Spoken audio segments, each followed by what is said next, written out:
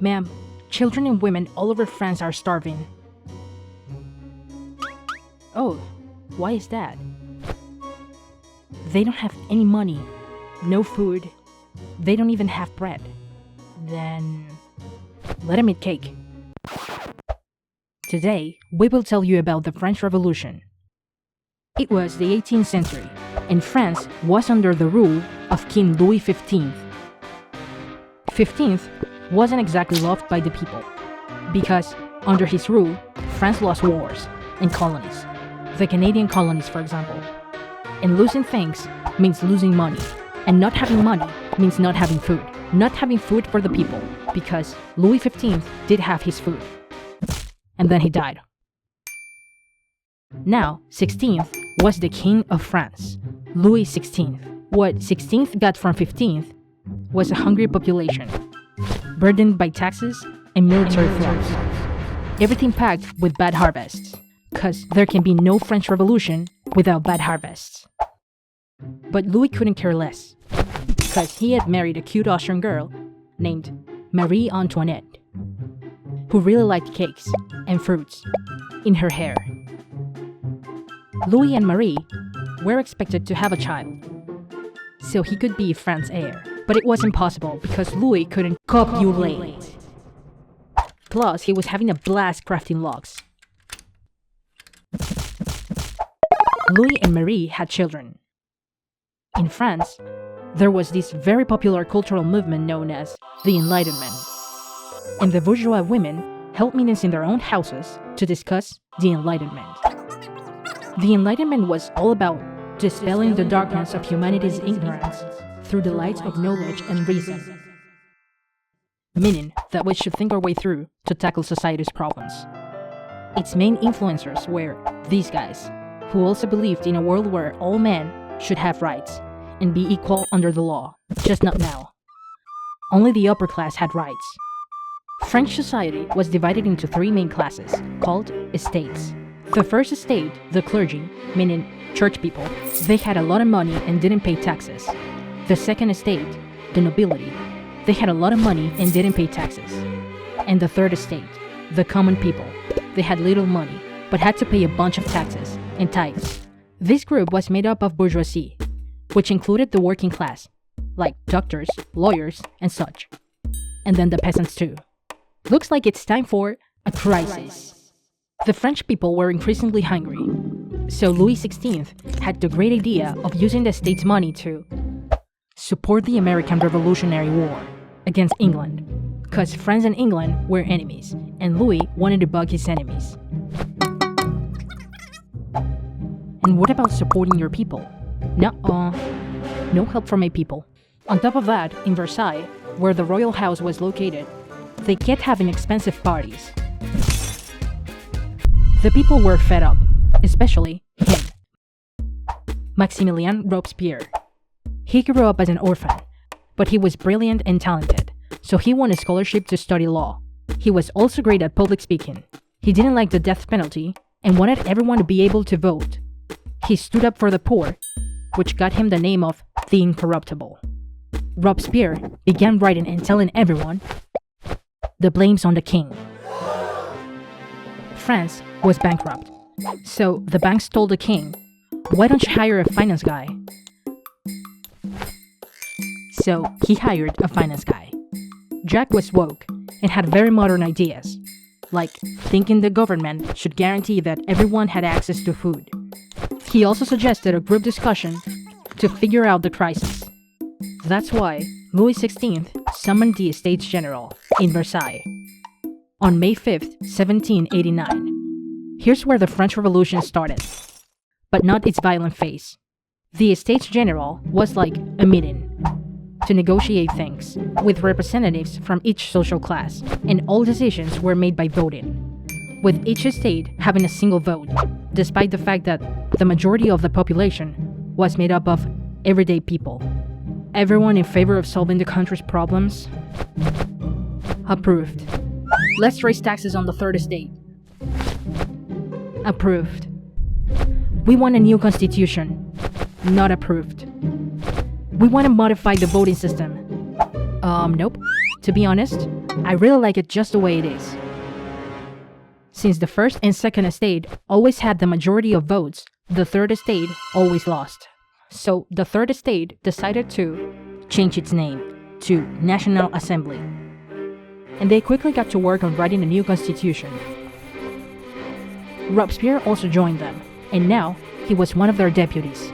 Later, the assembly members went back to the meeting to share the new constitution they were working on, but they were locked out. So they left and went to a tennis court. Seriously. There, they promised to meet until they finished writing a new constitution. This became known as the tennis court oath.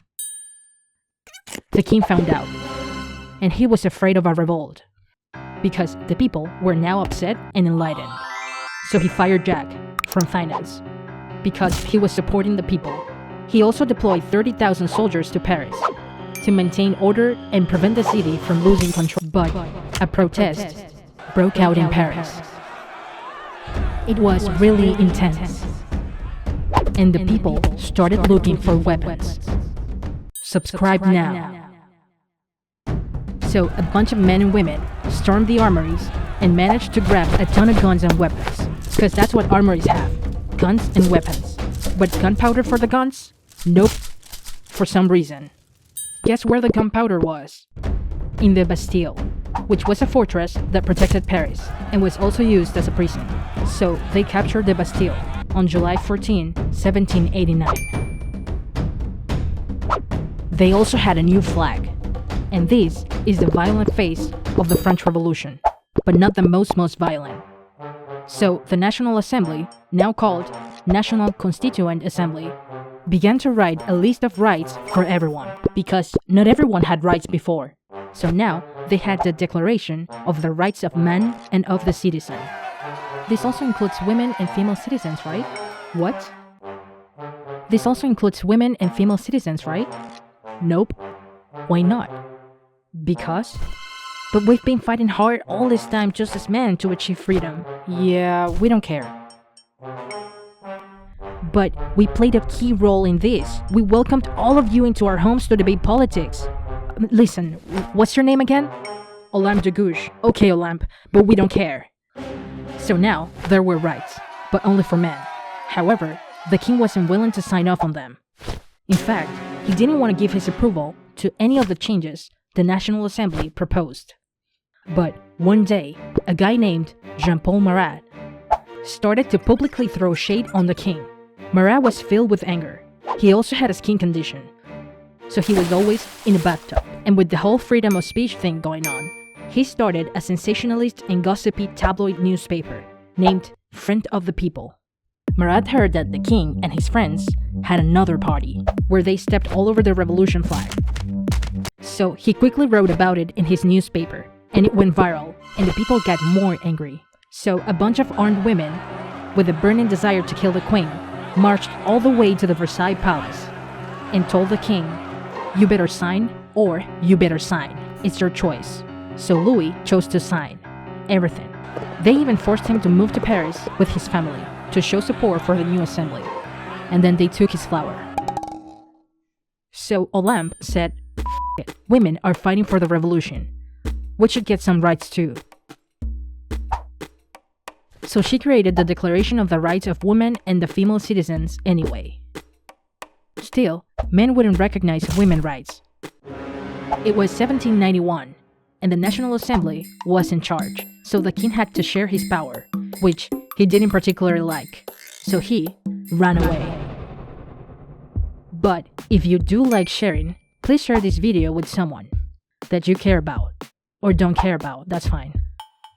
One night, he and his family decided to disguise themselves as servants and took off in a super fancy and not at all low-profile carriage, heading to Austria. And when the royal family was almost there, they were caught, and this event is known as the Flight to Varennes. In Paris, the people were very upset about the king's betrayal. I mean, a king running away from his own country in the middle of an aggressive revolution that might take his head off? Unthinkable. So, the National Assembly changed its name, again, to Legislative Assembly, and started drafting some draconian laws where the king had zero power. Suddenly, the assembly got scared that other European countries might declare war on France to stop the revolution. So they decided to declare war first, starting with Austria. And other European countries formed the first coalition, and they also declared war on France. And do you know who else declared war on France almost 147 years later? We're not telling you. But we will let you know in a video about the Second World War that we will link in here. And if you don't watch it, that's fine. You just won't know who fought against France 147 years later. Now, there were also rumors that the king was planning a coup with the support of Austria and Prussia to regain power. So the revolutionaries were upset and attacked the Tuileries Palace, which was the king's house in Paris. The king managed to escape and sought protection from the assembly. So, they completely removed him from power and put him in jail. At this point, there were a lot of political prisoners in the Paris prison. These were people who did not agree with the revolution, so the revolutionaries got scared, again, of the prisoners sabotaging the revolution. So they decided to fix the problem by killing them all, and this is known as the September Massacres. Also, elections were called, and the National Convention was established. Now, they were the authority, and the First French Republic was proclaimed. So there was a new constitution, and just in case someone wasn't on board with it, they introduced a new head-chopping device called the guillotine that would execute prisoners in the most humane and enlightened way possible, and it was created by this doctor. The Legislative Assembly was formed by several political factions, but the most important ones were the Girondists, who were pretty conservative and didn't want to kill the king, and the Jacobins, who were quite radical and definitely wanted to kill the king, and pretty much everyone else. The Jacobins were led by Robespierre and his friend Danton. There were also sans-culottes. They were not a political party, but they supported the Jacobins. They were working-class men who were radical revolutionaries that wore pants instead of knee breeches, because the nobles wore breeches, so they wouldn't wear breeches. The assembly was debating whether to execute the king or not, and so they chose to execute the king, to make it super clear that France was now a monarchy-free republic. Robespierre now believed in the death penalty, so the king was executed on January 21st of 1793. And Marie Antoinette met the same fate 8 months later. This is the most violent phase of the revolution, but not the wildest one. In order to guarantee the success of the revolution, the Committee of Public Safety was created, which consisted of 12 members. And to establish order, they thought it would be a great idea to pass the constitution and everyone's rights. They also began using the guillotine on more people. You don't like the revolution? You like the king? You don't like the guillotine?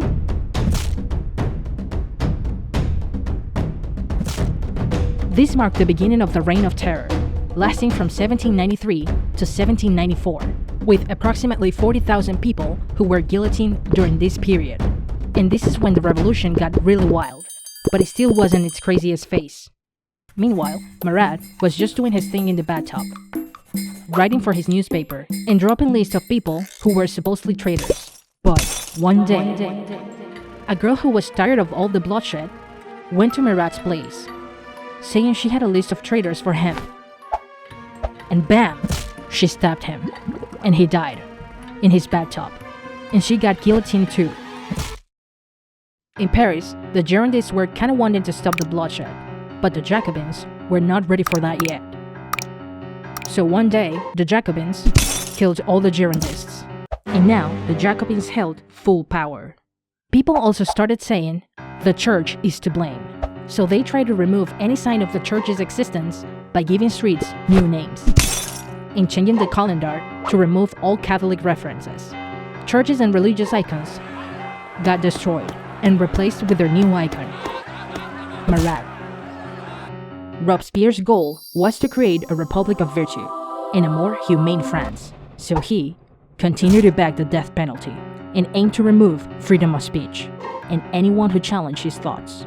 Danton thought things had gone too far and wanted to stop the terror, so he told Robespierre, "We're being a little dramatic. Let's stop for a bit, maybe?" So Robespierre sent him to the guillotine and kept chopping people's heads off. This period is known as the Great Terror, and this is the wildest part of the revolution. The cult of the goddess of reason and the supreme being was also established, and one day, while they were paying tribute to the new gods, Robespierre stood in the center to get a little worshipped. And people said, "What the f***?"